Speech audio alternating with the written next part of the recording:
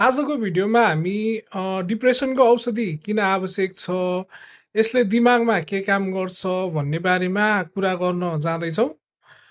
र हाम्रो दिमागमा सूचना आदान-प्रदान गर्ने न्युरोन्स भन्ने कोशिकाहरू हुन्छन् र न्युरोन्सहरू विभिन्न केमिकल्सहरूको माध्यमबाट एक अर्कासँग कुरा गर्छन्। र डिप्रेसन हुँदाखेरि केमिकल्सको मात्रा तलमाथि हुन्छ र दिमागको कुनै भाग चाहिने भन्दा बढी सक्रिय हुन पुग्छ र कुनै भाग चाहिँ निष्क्रिय हुन्छ।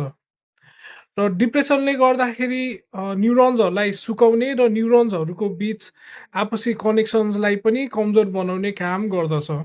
र यसलाई चाहिँ मेडिकल भाषामा न्युरो प्रोग्रेसन भनेर भन्ने गरिन्छ र यो अन्य मानसिक रोगहरू जस्तै कि एन्जाइटी डिसअर्डर, बाइपोलर डिसअर्डर जस्ता मानसिक रोगहरूमा पनि लागु हुन्छ र उपचार जति ढिलो गरियो न्युरो प्रोग्रेसन झन् झन् बढ्दै जान्छ।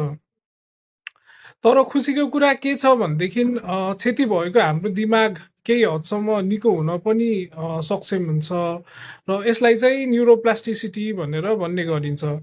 र औषधिहरूले केमिकल्सहरूलाई सन्तुलनमा ल्याउने काम गर्दछन्। साथै बिडिएनएफ भन्ने तत्त्व जसलाई दिमागको फर्टिलाइजर भनेर भन्ने गरिन्छ त्यो तत्त्वलाई पनि बढाउने काम गर्दछ।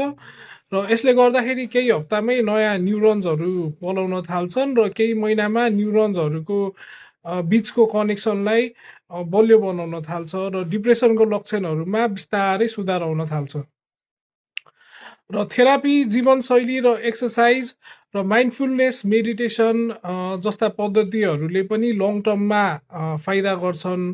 तर क्लिनिकल्ली नै डायग्नोज भएको डिप्रेसनको पेसेन्टको दैनिकी र ज्यानलाई नै असर परिरहेको हुनाले तत्काल उपचार गर्न जरुरी हुन्छ।